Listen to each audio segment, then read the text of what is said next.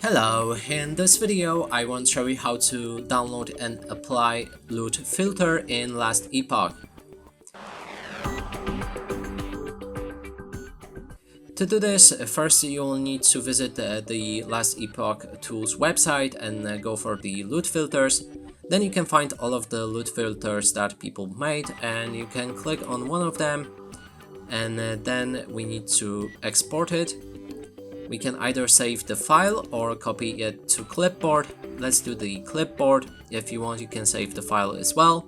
Now we can go back to Last Epoch, and right here we need to access our loot filter by going through the settings, gameplay, then loot filter, manage loot filters. Click on this plus button, then paste clipboard contents, and here you will add your new filter that you just imported. And that's it for this video. Hope you like it. Please consider subscribing to our channel, leave a like and a comment below.